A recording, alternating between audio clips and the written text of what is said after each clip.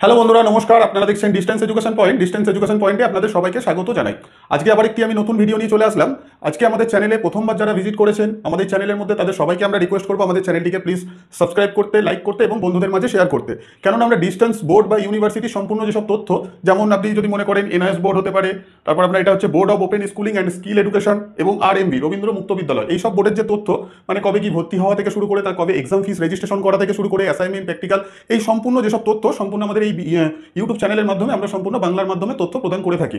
তো তার জন্য অবশ্যই চ্যানেলটিকে সাবস্ক্রাইব করতে হবে, লাইক করতে হবে এবং শেয়ার করতে হবে। এবং আজকে যে ইম্পর্টেন্ট বিষয় নিয়ে আজকে যেটা আলোচনা করব, খুবই গুরুত্বপূর্ণ তথ্য, সেটা হচ্ছে NIOS ODE 2025-এর যে এক্সাম, এই এক্সামটাকে নিয়ে পুরো আজকে আলোচনা করব। তো এই ODE এক্সামটা কি? ODE-র ফুল ফর্ম যদি বলে রাখি, এটা হচ্ছে NIOS এর একটা অন ডিমান্ড এক্সাম। আমি শর্ট ফর্মে জাস্ট লিখে দিয়েছি ODE এক্সাম। এটার ফুল ফর্ম হচ্ছে অন ডিমান্ড এক্সাম।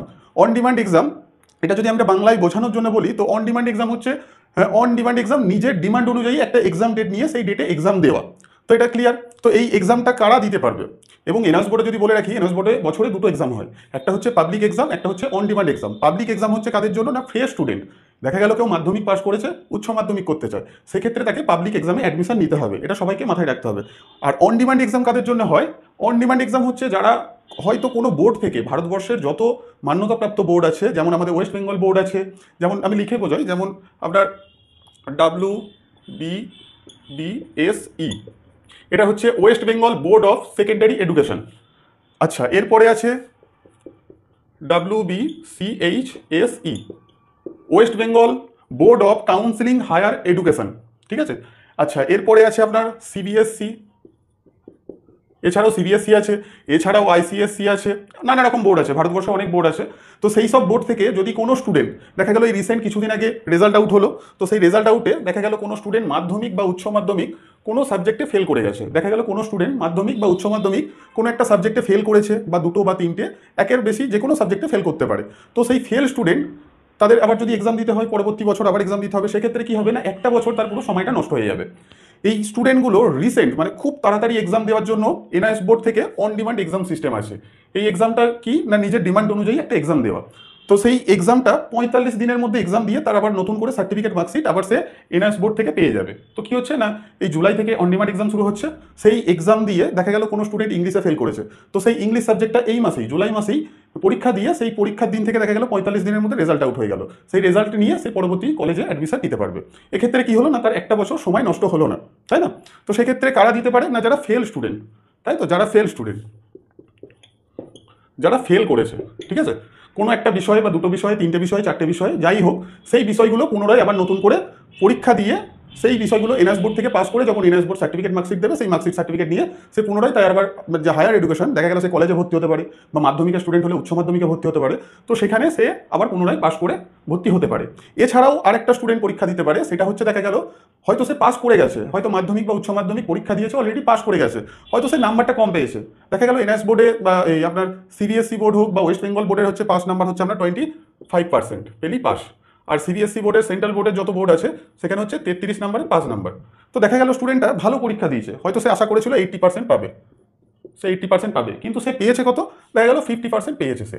তো তার কি হবে, সে আশা করেছিল 80%, হয়তো সে কলেজে কোনো জায়গায় অ্যাডমিশনের জন্য সেখানে চান্স পাচ্ছে না পার্সেন্টেজের জন্য। তো সেই স্টুডেন্টটা কি করবে, অলরেডি কিন্তু পাস আছে, অলরেডি পাস আছে স্টুডেন্টটা, তো সে কি করতে পারে না, ইমপ্রুভমেন্টের জন্য একটা এক্সাম দিতে পারে, IMPR, ইমপ্রুভমেন্টের এক্সাম এনআইএস বোর্ডে। তো এনআইএস বোর্ডে দু ধরনের স্টুডেন্ট দিতে পারে। একটা হচ্ছে ফেল স্টুডেন্ট, মানে যে কোনো বিষয়ে ফেল করে গেছে, তার কোর্সটা ওভারঅল ফেল আছে, 8টি হতে পারে, ফেল হতে পারে, একটা বোর্ডে এক এক রকম সিস্টেম, হয়তো XX দেখাচ্ছে বা 8টি দেখাচ্ছে। তো সেই ফেল স্টুডেন্ট শুধুমাত্র ফেল সাবজেক্টে পরীক্ষা দিয়ে সে পাস করতে পারে। আর একটা স্টুডেন্ট দিতে পারে, সেটা হচ্ছে তার কোনো কারণবশত তার পার্সেন্টেজ মার্কশিটে কম এসছে, তো সেই স্টুডেন্টও ইমপ্রুভমেন্টের জন্য সে এক্সাম দিতে পারে। এই দু ধরনের স্টুডেন্ট এক্সাম দিতে পারে। আর পাবলিক এক্সাম কিন্তু আলাদা বিষয়, বারবার বলছি, কোনো স্টুডেন্ট মাধ্যমিক পাস করে যদি ফ্রেশভাবে নতুন উচ্চ মাধ্যমিক দিতে চায়, বা এই ধরনের স্টুডেন্ট, মানে এক ক্লাস থেকে আরেক ক্লাসে কিন্তু অ্যাডমিশন নিতে গেলে সেটা পাবলিক এক্সামে বসতে হয়। ঠিক আছে, এনআইএস বোর্ডে দুটো এক্সাম হয়, তো সেটা পাবলিক এক্সামের মধ্যে অ্যাডমিশন নিতে হয়। এটা হচ্ছে সম্পূর্ণ ক্লিয়ার বললাম কারা দিতে পারবে এনআইএস বোর্ডে অন ডিমান্ড এক্সাম। এছাড়াও যদি বলে রাখি, এই এক্সামটা কবে হয়,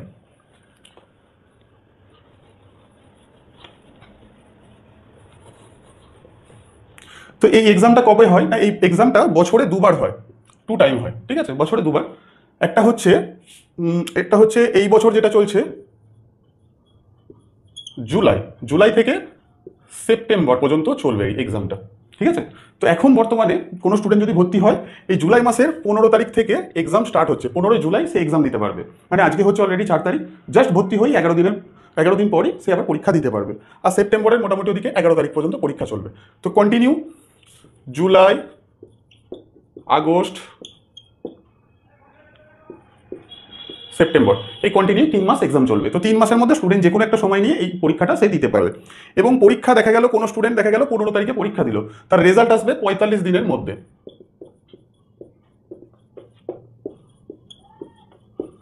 তার এক্সাম হয়ে যাওয়ার 45 দিনের মধ্যে রেজাল্ট আউট হবে। এবং কি পাবে না, সে মার্কশিট, সার্টিফিকেট, মাইগ্রেশন এবং ট্রান্সফার সার্টিফিকেট, এছাড়াও ভর্তির সাথে সাথে পাবে সে আইডি কার্ড পাবে, এরপরে পাবে হল টিকিট পাবে, এছাড়াও তো পাস করে যাওয়ার পর মার্কশিট, সার্টিফিকেট সমস্ত কিছু সে পেয়ে যাবে। এবং পুনরায় তার কলেজে অ্যাডমিশন হতে পারে বা চাকরি ক্ষেত্রে হতে পারে, বা যেখানেই সে সার্টিফিকেট সাবমিট করতে চায় সে সমস্ত জায়গায় সাবমিট করতে পারবে। তো এই হলো পুরো অন ডিমান্ড এক্সামের বিষয়। এবার বলে রাখি আমাদের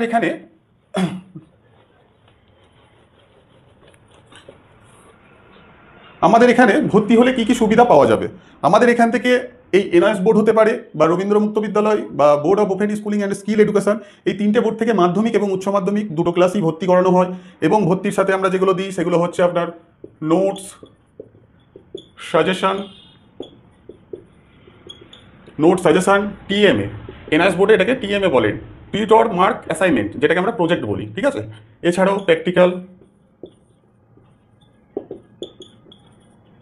প্র্যাকটিক্যাল, এছাড়াও আমরা সম্পূর্ণ বুকস, তো আমাদের এখানে ভর্তি হওয়ার সাথে সাথে note, suggestion, assignment, practical file থেকে শুরু করে এবং ফুল গাইডেন্সের মাধ্যমে আমরা পাস করার 100% গ্যারান্টি সহকারে আমরা ভর্তি করাই।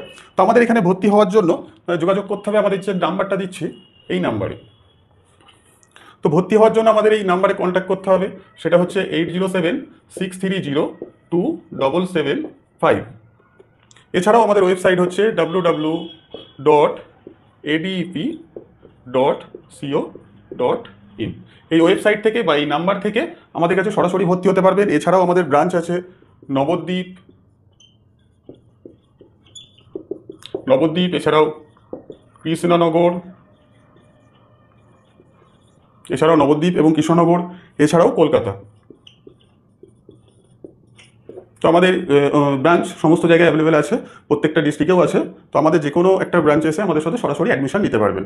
তো এই হচ্ছে আজকে সম্পূর্ণ ভিডিও। আশা করছি এনআইএস বোর্ডের যে অন ডিমান্ড এক্সাম সেটা সবাই বুঝতে পেরেছেন। যদি এছাড়াও কোনো ডাউট থাকে বা আপনারা যদি কিছু এখনও এক্সট্রা কিছু জানতে চান, সেক্ষেত্রে আমাদের সরাসরি এই নাম্বারে কন্ট্যাক্ট করতে পারেন। এছাড়াও আমাদের ডিসক্রিপশন বক্সেও আমাদের নাম্বার আছে, এছাড়াও আমরা স্ক্রিনের মধ্যে নাম্বার দিয়ে রাখবো। তো দেখা হচ্ছে পরবর্তী একটা ভিডিও নিয়ে। নমস্কার।